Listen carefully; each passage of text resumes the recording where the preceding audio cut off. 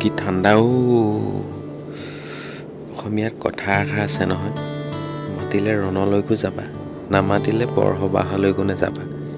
নখোৱাৰ নিমন্ত্ৰণ এটা আছে, সেইবাবে ঠাণ্ডা নেওচি আহিবলগীয়া হৈছে। পাকঘৰত সোমালেই ভাল পাম আজি। খানা বনাবলৈ ইচ্ছা নাই, জানো কি হয় আৰু গৈ পাওঁ, তাৰপিছতহে গম পাম কি হয়।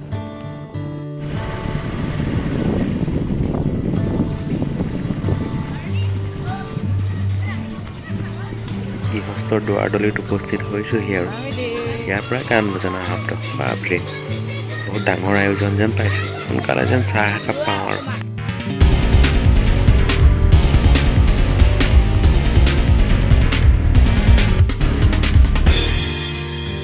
উপস্থিত হৈছোঁ ভিতৰত সোমাই একদম মুদুলি পৰিৱেশ, বিহু সদৃশ।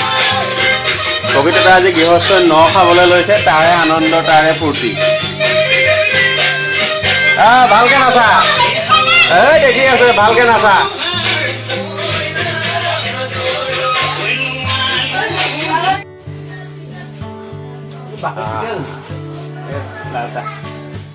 চাহৰ যোগান ধৰিছে গৃহস্থই।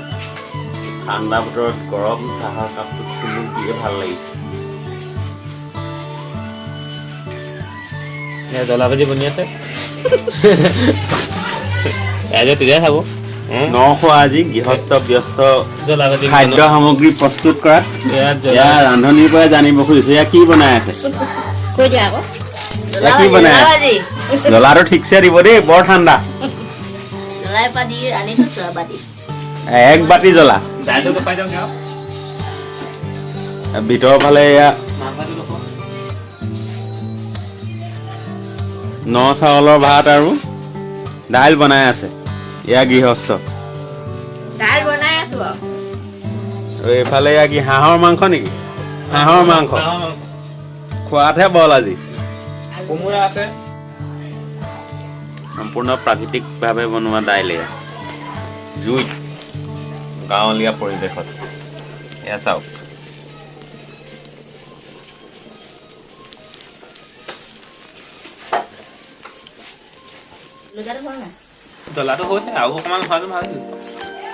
জ্বলা ভাজি প্ৰায় হ'ব হৈছে। গৃহস্থই নিজে টেষ্ট কৰিছে, কেনেকুৱা হৈছে বাৰু জ্বলা ভাজিটো? জালটো নিমখ অকমান লাগিব। ৰান্ধনি বৰ খৰ দেই, কল পচলা জ্বলা ভাজি বহুত সোনকালে বনাই দিলে। ইয়াৰ পিছত মাংস বনিব, মাংস মই বনাম, আহক চাওঁ। তেল দিয়া হৈ গৈছে, তেল গৰম হৈ গৈছে। এয়া জিৰা,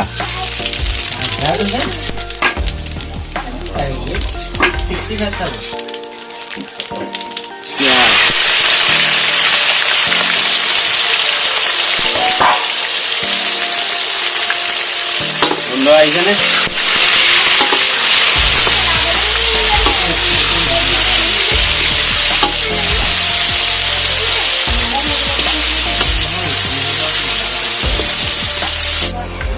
আদা নহৰু পেষ্ট,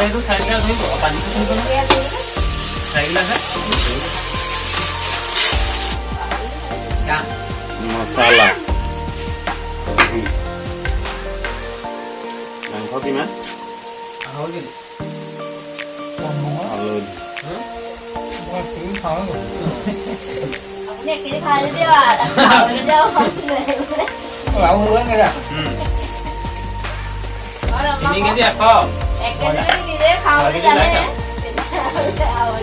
চেনি,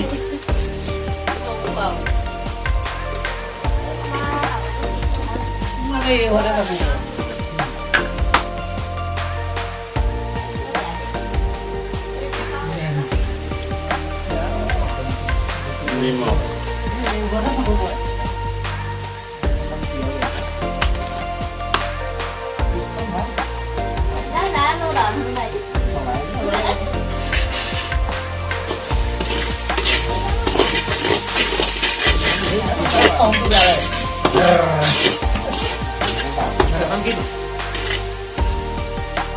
মাংস 10 কিলো।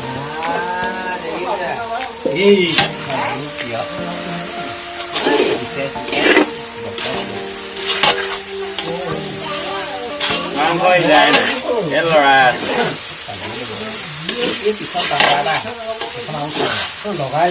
ভাইটি মাংস গুণ পাইছানে আহি আছে মজা মজা আহি আছে খাবলৈ কেনেকুৱা হ'ব খাবলৈ মজা হ'ব মজা হ'ব জ্বলাটো ঠিকছে দিম নে জ্বলা যাই পেলাওক কাইলৈ যাতে লেট্ৰিনত গৈ ভাল পোৱা কিবা এটা কৈছা এজন কোন তোমাৰ নামটো কি অভিজ্ঞান না স্কুললৈ গৈছা নাই বন্ধ কেলে বন্ধ দিছে কওঁ না গম পোৱা অসমৰ মুখ্যমন্ত্ৰী কোন বাৰু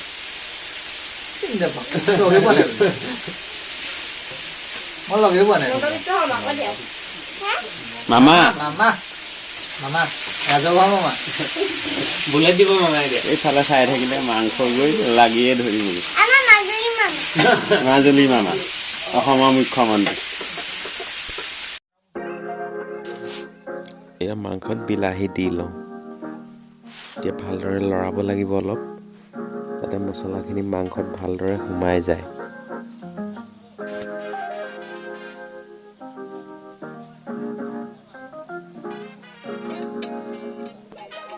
লগতে এয়া আলুখিনিও দি দিওঁ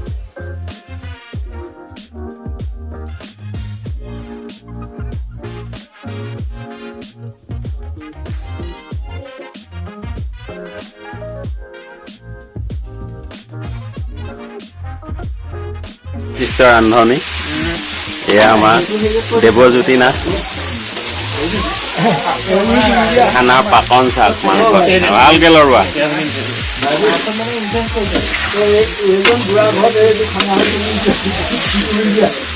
মাংস সিজিছে নিব অলপ দেৰি লাগিব পানী দিব পৰা হৈছে নি না হোৱা দেই মাংসটো আৰু ফুটিব লাগিব কেনেকে ফুটিব মাত্ৰা দিব ফটো ফুটিলে পানী দিব পৰা হৈ যায় এয়া মোৰ মেইন গৃহস্থ এই দুইজন এই দুইখন ঘৰে মিলি আজি এই ন খোৱাৰ ব্যৱস্থা কৰিছে এই বিশেষ বস্তুটো কোনে কোনে চিনি পাইছে গাঁৱলীয়া জেগাতো এই বস্তুটো আজিকালি নোহোৱা হ'ল এটা সময়ত হয়তো এই বস্তুটো মিউজিয়ামত থ'ব লাগিব আহক কাষৰ পৰা দেখুৱাওঁ এই বিশেষ বস্তুটোক দুলি বুলি কোৱা হয় গাঁৱৰ মানুহে এই বস্তুটোত ধান থয় বাহিৰৰ পৰা মাটিৰে লেপি দিয়া হয় যাতে ভিতৰৰ তাপমাত্ৰা বহুত কম হৈ থাকে সৰিয়হৰ দুলিতে বহুত যিমান আছে দি দে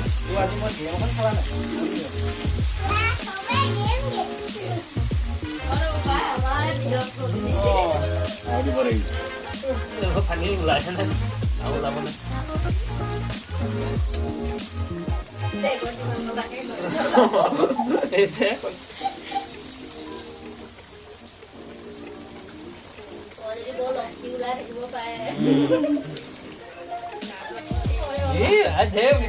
গাই লৈ আহিছে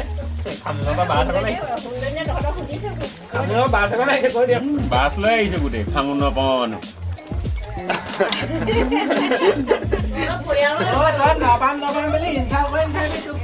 লৰাই দিয়া ভালকে এইবাৰ আমাৰ ঘৰত খাবিগে অহা বাৰে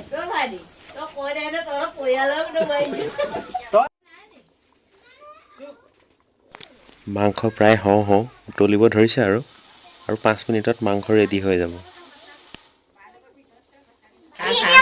কেলে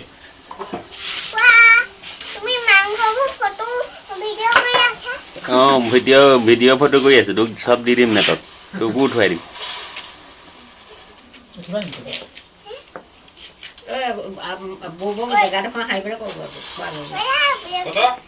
মাংস হৈ গৈছে এয়া চাওক নমোৱা হৈ গ'ল কেনেকুৱা হৈছে ক'বচোন আৰু গৃহস্থ ব্যস্ত তামোল কটাত কাষত চাওক হাতত বাতি লৈ আমাৰ বিলনীয়া আগবাঢ়িছে মাংস বিলাবলৈ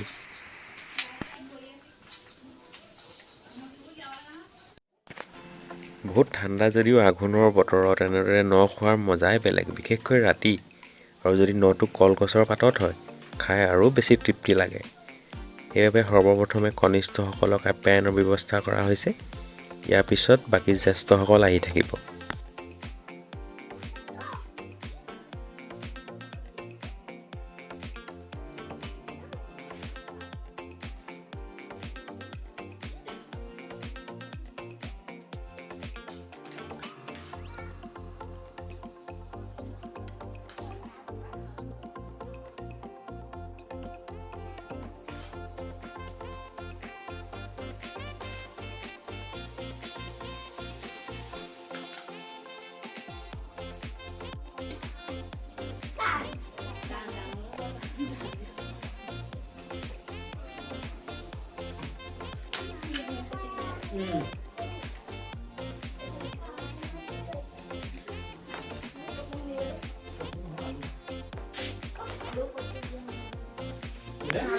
ছেকেণ্ড ট্ৰিপ আৰম্ভ হৈছে আৰু আমিও আছোঁ এই ট্ৰিপতে। ৰাইজে ইতিমধ্যে খাবলৈ ল'লেই আমিহে খাব পৰা নাই, কাৰণ আমাৰ মাংসৰ বাতিটো আহি পোৱা নাই। ৰখি আছোঁ আৰু আহিব আহিব বুলি, সোনকালে যেন আহি পায় আৰু। মোৰ মাংস নাই পোৱাহি তই এখন অঁ এইটো নাই সোমাও মাংস প্লেট পোৱাহি নাই। নিমন্ত্ৰিত অতিথিসকলৰ আদৰ আপ্যায়ন আৰু অভ্যৰ্থনাৰ অন্তত ইয়াৰ গৃহস্থও নিজৰ আসনত উপবিষ্ট হৈছে। সময়ৰ সোঁতত সুখৰ সংজ্ঞাবোৰ সলনি হৈ পৰিল। আঘোণমহীয়া এনে বতৰত ন খোৱাটো অসমীয়াৰ পুৰণি পৰম্পৰা, আত্মীয় স্বজন, ওচৰ চুবুৰীয়া আৰু গাঁওবাসীৰ সহিতে। কিন্তু বৰ্তমান সময়ৰ সোঁতত ভোগবোৰৰ সংজ্ঞা সলনি হৈ গ'ল, ভোগবোৰ একক হৈ গ'ল। আজি বহুদিনৰ মূৰত সেই ককা দেউতাৰ দিনৰ পৰিৱেশটো পাই বহুত ভাল লাগিল। ভিডিঅ'টো চাই কেনে পালে জনাব, আমাৰ চেনেলটো ছাবস্ক্ৰাইব কৰিব। পুনৰ নতুন ভিডিঅ'ৰ যোগেদি আপোনালোকক লগ পোৱাৰ প্ৰতিশ্ৰুতিৰে শুভৰাত্ৰি।